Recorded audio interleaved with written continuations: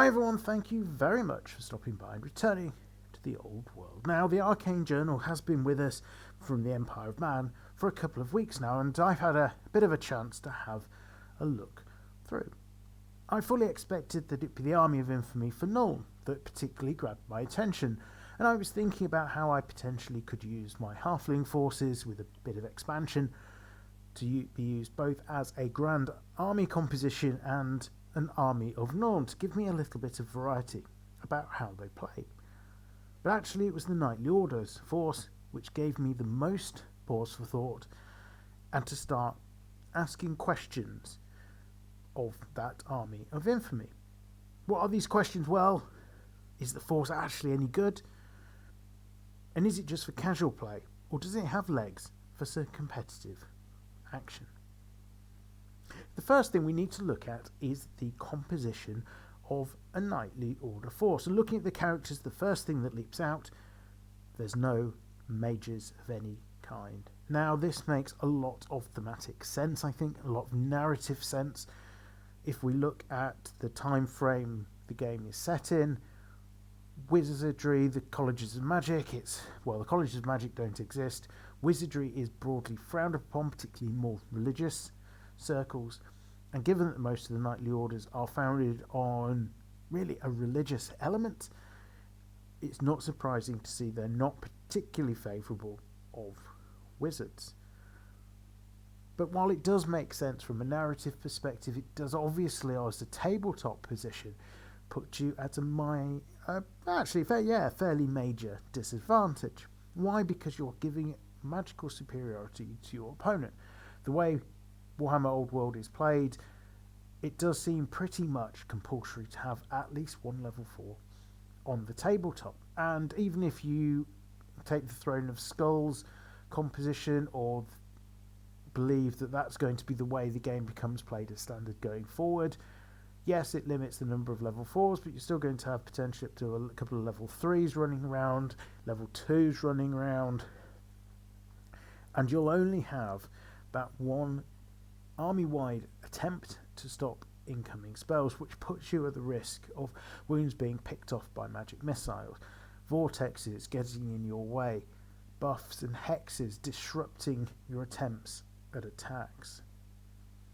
So I think this will force players to be aggressive with Knightly Orders, which makes an awful lot of sense, and chance to make the breakthrough before your opponent gets to whittle away at you too much with their magical superiority. Turning on to the core section, we see that you can take a unit of Inner Circle as core, and this is great. I think that extra pip of armour, that extra point of strength, really, really beneficial. I do remember back in Warhammer 8th edition, when it was Warhammer Fantasy Battles, Empire could upgrade one of their units of knights to Inner Circle, and that would be part of their core allowance, if memory serves. Now, that was almost a default pick for me. I think a unit of Inner Circle knights really, really useful at getting the job done. So it's great to see they can be part of core for an Inner Circle, for a Knightly Order force. I think they're really valuable. Plus, of course, not only is it the pip of armour and strength, you've also got their extra special rules coming as part of the package too. If we turn our attention now to the special section, we see this is where we see state troops and state missile troops, but no artillery. Now, initially, when I looked at this, I went, oh, no artillery. That's another tough pill to swallow for the Knightly Orders. However, what we have also seen is the errata that's come out recently, which has changed the way that cannons work. How so? Well, cannonballs, once they're fired, once they hit a hill, no longer bounce, or if they are bouncing, will stop dead at that point. So you can no longer lob cannonballs over hills as though they were mortars. This again makes a lot of sense. That's not how cannonballs work, and if a cannonball hits a hill, it probably would just bury itself into the ground. But what it does do is, if you've got an unfortunately placed hill on your battlefield, it's likely to give your opponent free rein to maneuver around behind it, and if troops are on it, you're only going to be getting one rank. It really reduces the potential effectiveness of cannons when hills are involved and if your opponent gets to use them wisely. Now, I have diverted a little bit from the nightly orders, and I have done a whole different video on that errata, but I do think that actually maybe that errata means cannons aren't as good as they once were, and it means the nightly orders aren't losing out quite so much by not having them. If we turn our attention back to the state troops and state missile troops, I think it's great that you can pick those for a nightly order force. Why? Well, if we look at historical nightly orders, they weren't just made up of knights. They had significant sized forces of regular troops fighting alongside them. And this is where we see that representation cropping up in the Arcane Journal. Let me give you an example. The Knights Hospitaller, the Knights of St. John. I've been fortunate enough to be able to go to the armoury of the Grand Master of the Hospitallers on a couple of occasions in Valletta in Malta, and they've got, unsurprisingly, loads and loads of swords, most of them rapiers, and there's a belief that actually these weapons would have been handed out to the rank and file regular troops that made up a large part of the fighting force of the Order of St. John. Why? Well, these weapons, there's a lot of them that are very, very similar. The Knights of St. John would have provided their own weapons rather than having ones issued to them. So bulk buys of as close as you could get to off the peg weapons would have been reserved for the regular rank and file. Those weapons that would have been used by knights, they're more likely to have been a bit more bespoke, a bit more special, a bit more interesting. So when Malta was later plundered, most notably by the Napoleonic French army, if anything was going to be stolen weapons-wise, it would be the more high-end stuff, considering either it would go into a collection or actually continue to be used on the battlefield, given that swords were still a weapon to be used at that point in time. So yes, I think knightly orders would be well backed up by regular infantry, so good to see them there. Let's move on to the rare section, and we see Pistoliers. Now again, it makes a lot of sense for Pistoliers to be in these lists. It's the young sons of nobles, etc., who are trying to win their spurs, win their lance, have their opportunity to join the order proper. However, as with Pistoliers in any other composition you might want to use for Warhammer The Old World, they are quite frankly pretty poor. I think their impetuous rule really does them a lot of harm. We don't see Pistoliers on the table a lot, and I think that's because of that 4 up 50% chance that they're just going to run into something, probably something you don't want them to run into. You want them moving around the flanks, you want them skirmishing with enemy chaff, you want them threatening war machines and lone wizards.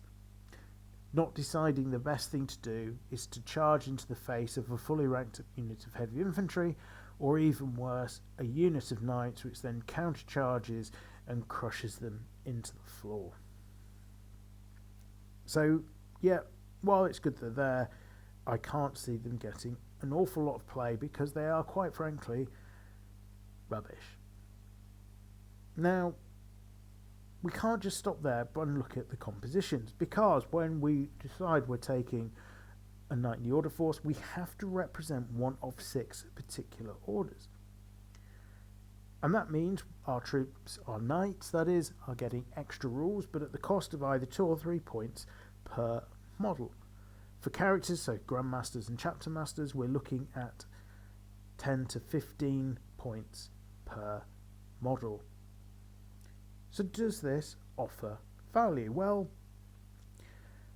most of the orders give their knights hatred of one form or another. So this is specific to a particular foe. So chaos, undead, orcs and goblins, wizards, things like that.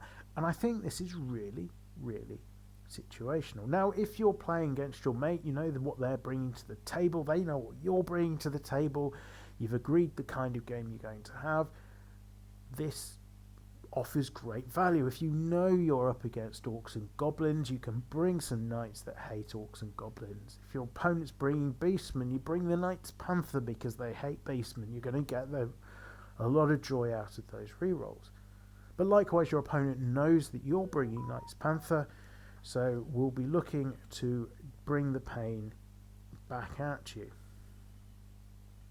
What about, though, more open play, tournaments, or just a pickup game down at your local club, down at your local gaming store, something along those sort of lines? Well, the chances of you coming across an opponent who's using the right force to activate your hatred becomes so much smaller, and you're paying points then for a rule that you're not going to have any use out of whatsoever.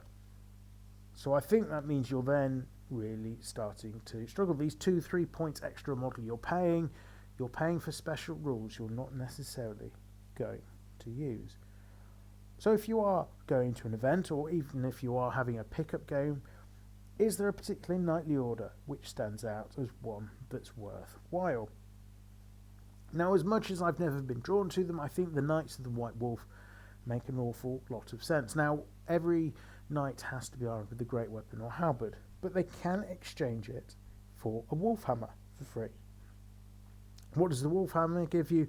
Well, it's a two-handed weapon that gives you a bonus +1 to your strength and -2 AP. On the charge, it gives you +2 to the strength characteristic. And I think this is actually pretty good.